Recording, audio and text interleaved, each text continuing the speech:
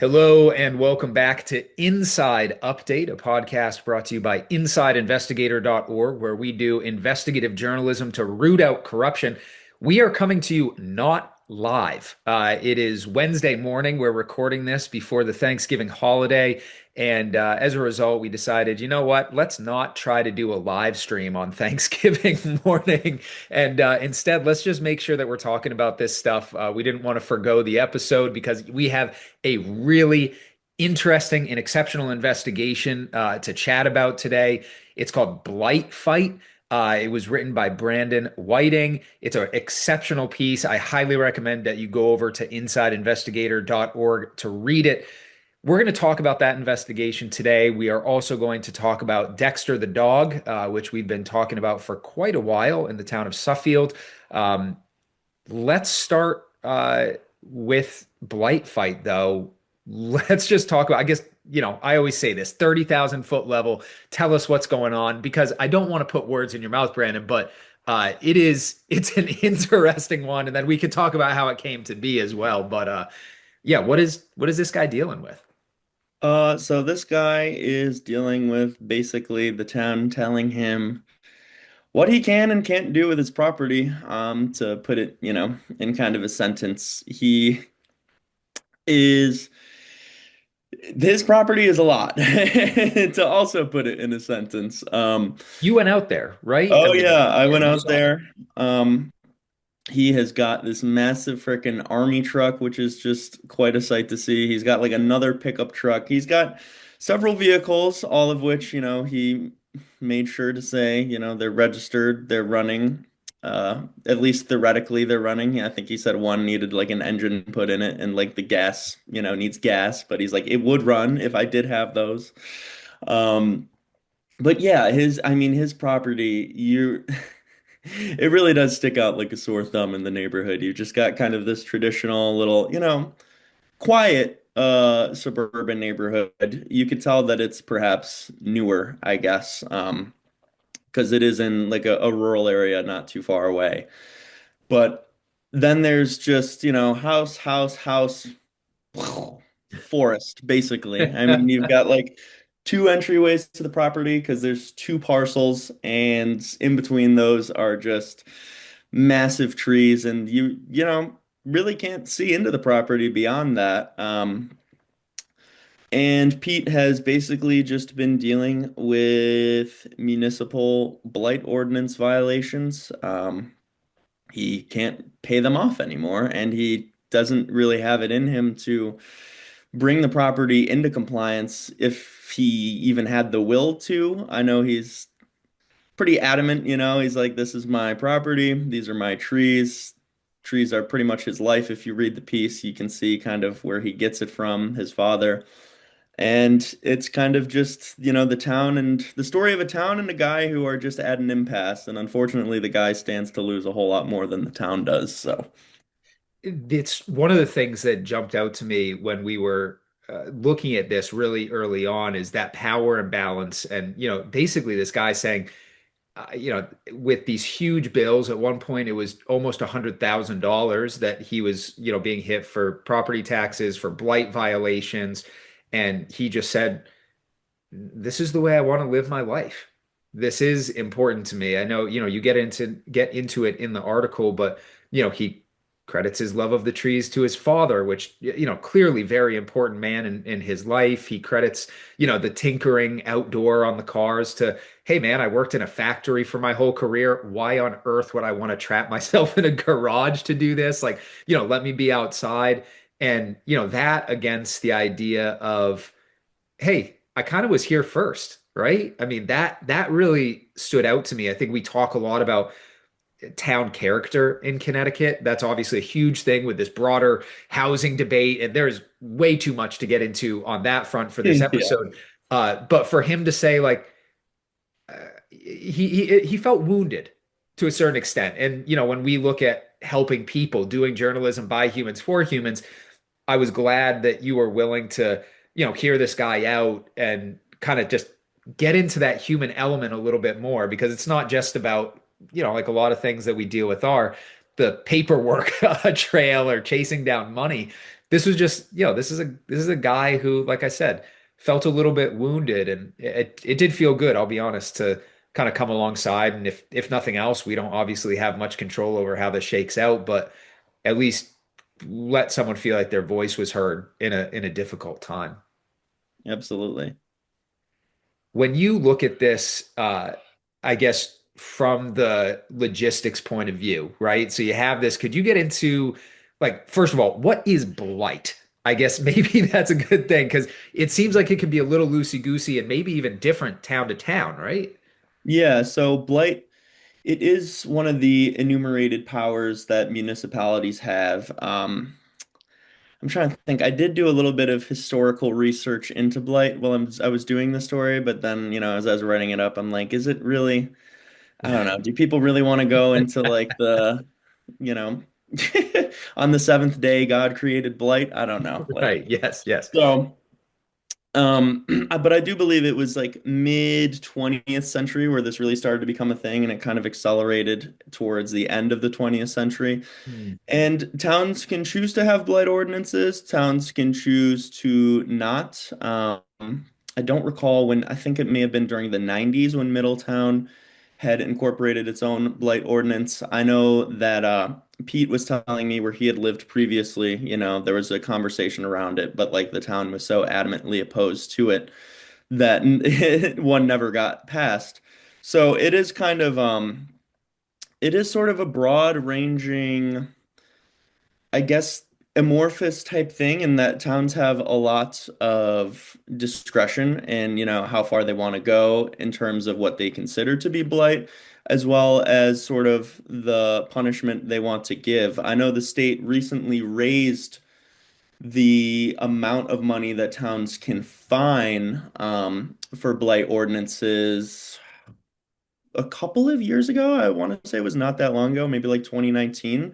But again, when you're looking at why they do that, it's typically because when you're thinking of blight, you're thinking of like, deadbeat landlords in urban areas or people who had owned properties and, now it's boarded up and it's shacked up and it's actually kind of just like, okay, no one's living here, nobody's using it, really abandoned properties, not properties in which humans are living in them, but properties in which the owners have them, they're not doing anything with them.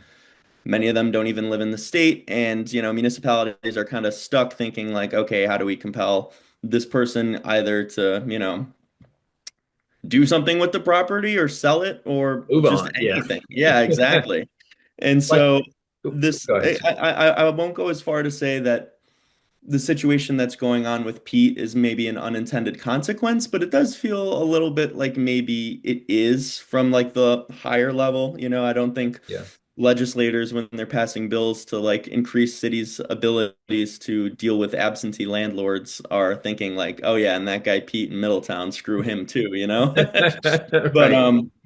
Well, it also yeah, seems to be happening so much, like to your point about cities, is it's meant to tackle a really specific problem where people don't have elbow room, right? yeah, I mean, if you have a space is at a premium, there's, a little bit more of an incentive to move things along and make sure that space is being used efficiently and is serving the purpose. But when you start to get out, I think, and I apologize, I think I mentioned this briefly before, but this idea of this guy being here first, right? He's had this house, his family has had this house since decades before the blight ordinance existed. It's not like he all of a sudden moved in, you know, cookie cutter, beautiful white picket fence neighborhood, and all of a sudden he's like, I'm moving in my trucks and I'm planting, yeah, 40-foot trees. People moved in around him, right? right. No, absolutely. It's interesting because I tried going in. I did find some old-timey maps of Middletown during that area, or during that era, of around when he moved in, but it was hard to really get a sense of like, they didn't have satellites back in 1950, unfortunately. So it was hard to get a sense of just how developed the area was from the style of maps that I had found. Right. But yeah, the story as Pete tells it, but I, don't see any reason to doubt him on this. Was just yeah, basically when they had purchased the parcels, it was a very, undeveloped kind of area. They were some of the first houses in the neighborhood. So it is, as you say, you know, we're here first. We're planting our flag, and when you could take a drive through rural America, and as Pete was arguing a lot, and why he felt he was being sort of unfairly targeted, is you could do this even in Middletown, but you'll see, no shortage of properties, not unlike the one that Pete has, where you've got maybe like a rusty barn in the back and a whole bunch of tools sitting around. So it is kind of interesting to see where, you know, you have these areas that are originally kind of rural and sparsely inhabited and inhabited by people who, they're tinkerers, they're collectors or hoarders or whatever you want to call it. I know it's a pretty fine line there. Um, Tinkerer, and hoarder, yeah, prepper. Yeah. Okay. exactly. And people, they don't really have any problem with it because everybody's like that. Yep. Or also you've got like a mile between your neighbor. You don't care what your neighbor's doing anyways. Yep. So Pete is unfortunately kind of, I guess, sort of, you could see him as like a casualty of a bygone area why do I keep mixing these up? A bygone era for his area in particular, where, he had gotten in there, nobody cared, and now people are kind of caring all of a sudden, and he's like, well, what's the deal, guys? I don't get it. Right. Listen, as someone, the property next to me is legally considered a junkyard, and the guy has, 50 plus cars. But you're right, it's through the woods a little bit. Like it's not like my kids are at risk of going and climbing over rusty vehicles. And Yep. uh, yeah, but I chose to move in, right? Yeah. Like, and it predated. This was an interesting investigation for a lot of reasons. But I know we were talking off air before we hit the record button here about the fact that you were like, I didn't think that I would get responses on this one quite Yeah. so much. Like you kind of thought, oh, this might sneak under the radar, despite Blight Fight is a pretty punchy headline, and we also had a lot of reasons in Middletown. I feel like we're hammering Middletown right now when it comes to our team generally. We got a lot of comments on Yeah. this on multiple platforms, on our website, on Newsbreak. You said you're getting emails. I mean, eh, just talk me through a little bit of, the sentiment that you've seen. And, I'll share some of the comments as well from both sides of this, people who are pro Pete and, anti Pete as well. Yeah, I mean, some of them I've seen are just kind of like anti-Middletown governance, which I suppose to Okay. plug in some of Mark's pieces, it wouldn't be I could get that a little bit. Certainly Pete got that sense from him as well. Obviously a very biased source in that regard, but yeah, there was people also just siding with Pete out of, this is this guy's house, give him some space, even some. I believe there was one where she was like, "Look, he's paid his fines. Why do you need to keep instilling more?" Um, and I guess from the other side, which I haven't seen so much, perhaps those are on Newsbreak, but at least to me, that what I could think of off of my head is if you are sort of the, typical suburban mom and you moved out here and you maybe didn't realize that you're living next to this guy, it's like, well, look at my property value, you know what I mean? I know everybody's so concerned with their property values. So obviously there is that sort of like, on the one end, you have the, property rights trumps all standpoint of like, look, this is my property. I should be able to do what I want with it. I'm paying my taxes. Let me be. And then on the other end, there's also the, well, we live in a neighborhood. This is a community. I don't want there to be raccoons running around because, you've got this forest and I don't want my property value to go down. So it is We are not an an interesting dichotomy. anti-raccoon news Yeah. outlet here, but I feel you. Yeah, you don't want interlopers, right? There's been a lot of discussion about bears now in Yeah. Connecticut, right? There's a lot of different stuff, and you're right. I mean, a lot of the comments that I saw that were, I don't even want to say anti-Pete necessarily. I don't think I saw anyone who went after him specifically, but I think I saw two things that were interesting. One is there was a gentleman on Newsbreak, Richard, who is writing, "Hey, would you be okay living next to this property?" right? And his thing, he goes on to say neighborhoods change over time. That kind of lifestyle was part of an agrarian society in the 19th and 20th centuries. So, obviously talking about the changing nature of society. But on the other hand, or rather on the other side, what I saw, which I really appreciated, was there were a lot of people saying, hey, like, let's help start this guy a GoFundMe or figure out ways that we can I'm interested in buying his car parts or, taking a look around and seeing if there's stuff like it does warm my heart when I can see the, community elements or uh, just solutions oriented people come out of the woodwork. I think what we do in journalism is obviously present information and let people shake out. I at no point are we going to sit here and say, well, as a result of this, we think that X, Y, and Z policy change needs to happen. That's just not our place. We can hold those opinions individually, but we're certainly not going to put it in print. But when we do see at least the gears start turning, right? Inspiring that critical thinking is one of the things that we have wanted to do since day one. That does feel good.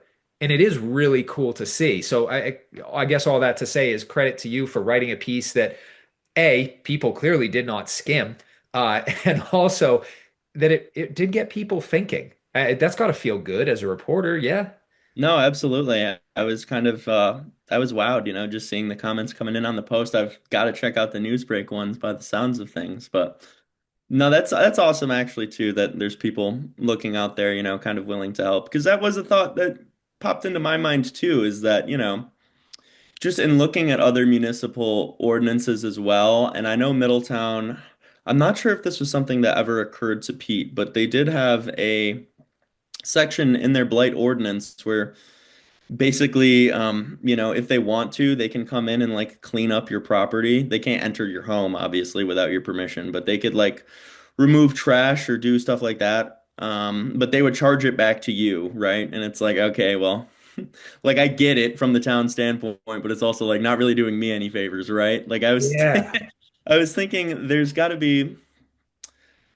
to be some sort of in between, right? And obviously, Pete is, he's a guy who wants what he wants to do with his property. I don't know how I don't know how much compromise or bend you're gonna get out of the guy. He seems Sure. pretty adamant, like, you know what?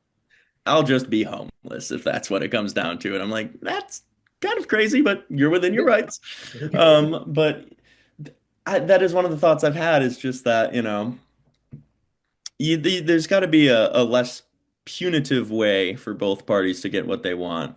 There's got to be some sort of helping, you know, all right, like set me on an action plan, you know what I mean? Like this is reasonable to do by this date, and this is something, you know, kind of just like a little give and take as opposed to you've got 30 days, do basically 3 years worth of work in 30 days, or we're just going to start piling 150 fines on you a day. And there is the argument in there that Pete he did miss some deadlines for sure. Obviously, he was injured, so there is like that back and forth there as well. But it does seem like no matter, kind of where you shake out in the argument of, pro Pete, anti Pete, you do kind of get the sense that there's got to be a more meaningful method of compromise for municipalities, I would guess. Which now that I'm saying that, I suppose I am letting my individual.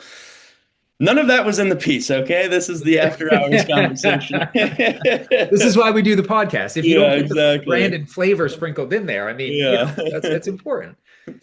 Journalism by humans for humans. I don't think any of us can sit here and say that we're, these neutral Robots. robots. I mean, Yeah. you don't want AI journalism. It's not great. You want the branded lighting product for a darn good reason. Uh, the other, you bring this up about the different elements and ways to handle it. And the other thing that occurred to me is you really also want to have safeguards. Yeah. Because if you're allowing someone else to define what you're allowed to do based on their version of happiness. I've had some grumpy neighbors who do not like kids, right? And if a playground, even if, maybe it's a rusty, I'm a 90s kid. I had a big old metal playground, right? That thing Yeah. starts to rust out, right? At what point is it blight? And at what point is it just a neighbor doesn't like what's going on within 100 yards of them? And on the other side of that, too, one of the things that really stood out to me as a gardener, farmer, homesteader, is this guy is being told he has to cut down a natural lawn, right? I Right. mean, he was talking about the different types of flowers that he loves having, but they're more than 8 inches tall, and that is not okay. And Right. that we've written about natural lawns before, back when Trisha was writing with us, and I was surprised and interested to see that topic come back of what if I don't want what I don't, what I believe to be a non-environmentally friendly, typical American green grass lawn? Why should I have to do something that is, I believe, not good for the earth and doesn't make me happy? That's I think where these gray areas are really going to be interesting moving forward, and how we have to look at this from like a corruption, not corruption standpoint. There's some big loopholes you could drive a truck through, and there's also some very real opportunities for abuse that, we want to keep a close eye on from a journalistic perspective. Absolutely. Um, and I do think that that was something that oh man, I'm trying to think of which story. It wasn't one that we did, but Tom Hazel, who is their current zoning enforcement officer, in another story, he had actually mentioned, he was quoted as saying something along the lines of like, look, a lot of the complaints we get, it is like a he said, she said, and we don't want to fall beholden to just like neighborly disputes, right? And so that's why they have the ordinance. And, these like, we try and do it as by the book as possible. We're like, we'll go out there and it's like, look, does this violate the ordinance? Doesn't it?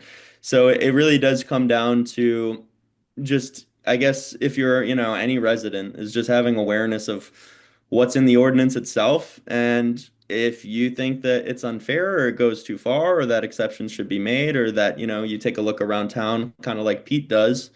Um, or at least he did like in conversations with me and like, look, nobody's following this freaking violation.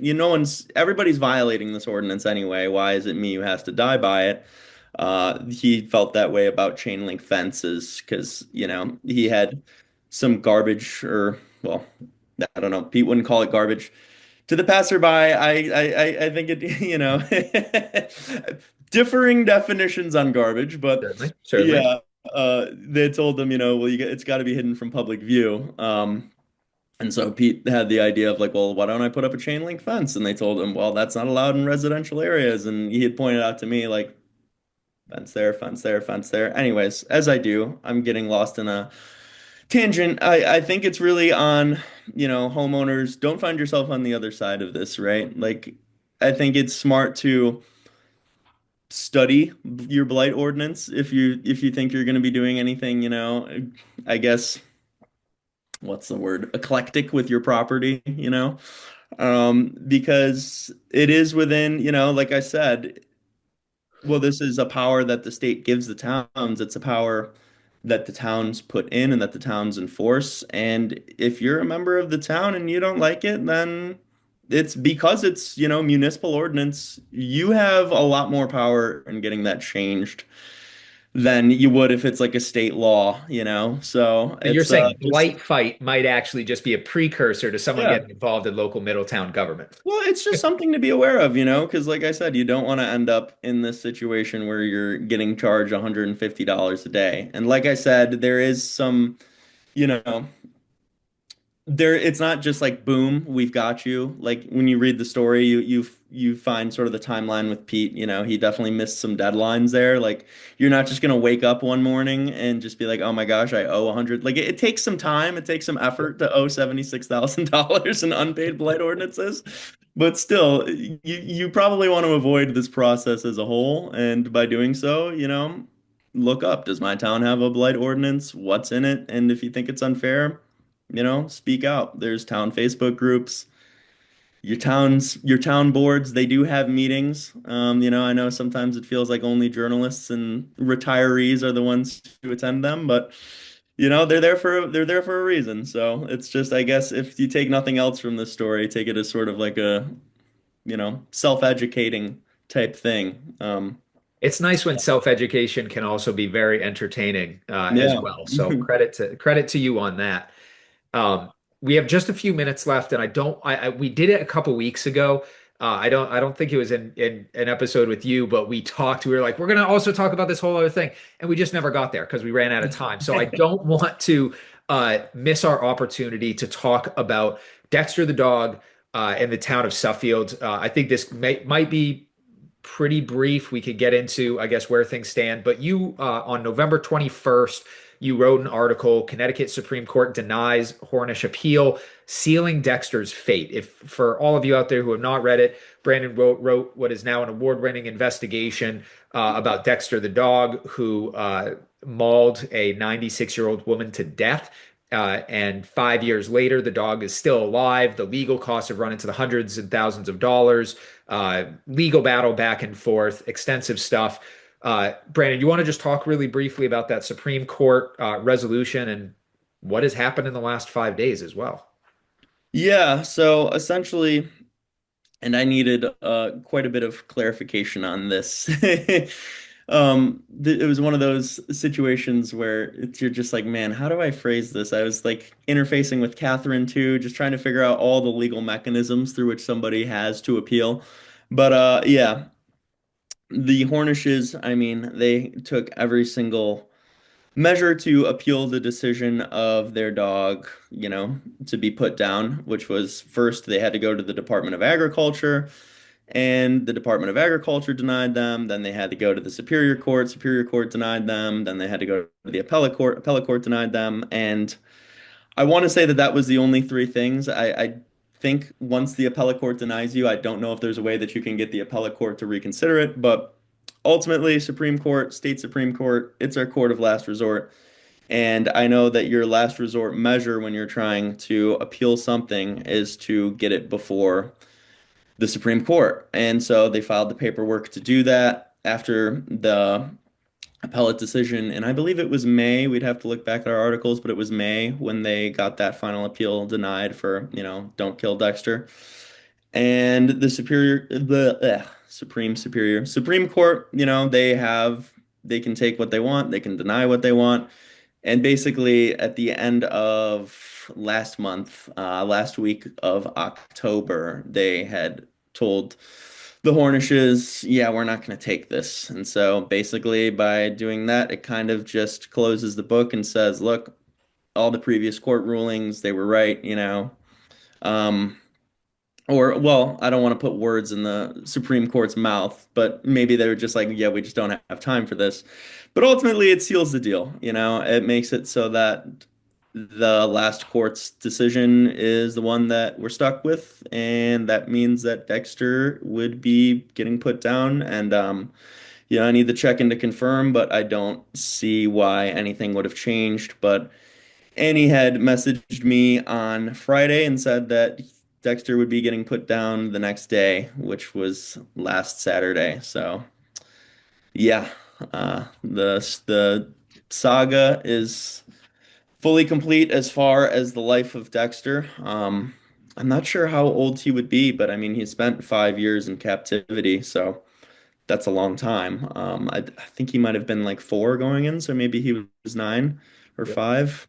I don't know. I'd have to check with Annie or check back on the story. I know we put it in there, but yeah, the book is unfortunately closed. Or well, you know, You're, this is a sticky one. it's one I'm of just those gonna things. gonna Yeah. stray away Yeah. from using Animal adjectives here. lovers versus, I mean, yeah, Yeah. talk about an article that had a lot of comments on it. We have Yeah. now, for the last year, been getting hundreds of comments, emails. Jesus, look at the Newsbreak article, and it's like people are writing entire books in the comment section there. Um, the dog has been euthanized. Yeah. We could put this behind us. I know we wanted to talk about it here, and then there will also be a wrap up news article at some point just to kind of put a bow on this and make sure that it's all available. But I want to thank you for covering that just throughout this entire thing. The only article that had been written about this in the first place was a good write up, but it was behind a paywall. It was somewhere Yeah. where people couldn't access it. So I mean, that's one of the reasons that we do business the way that we do. Probably costs us some money because of the way we do business, right? It doesn't help our bottom line that we have no ads, no paywalls. But at the same time, this was a really important story to tell, and I really appreciate you sticking with it and following it over all this time. And also, you deserve credit, and I think this is something that we should also mention.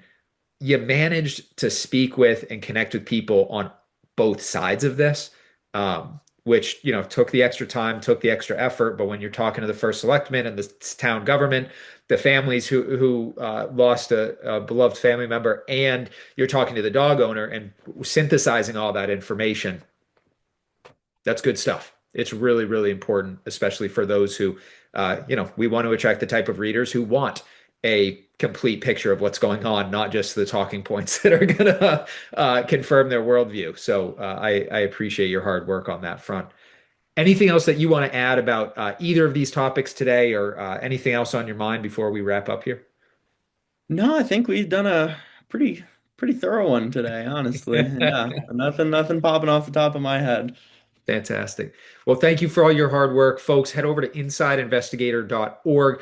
Read Blight Fight, a foreclosure battle in Middletown, and also check out Should This Dog Die, as well as the most recent news coverage. Connecticut Supreme Court denies Hornish appeal, sealing Dexter's fate. Thank you for watching, listening, reading, tuning in, inviting your friends, talking about us, being curious, developing those deep dive skills to read through and get a great understanding of what's going on. We are truly thankful as we head into the next few days of Thanksgiving here uh, to have the readership that we do. Very, very lucky to be doing this every single day. Brandon, thank you again. Thank you, everybody. We'll be back in 2 weeks. And until then, be well, stay safe, and stay informed.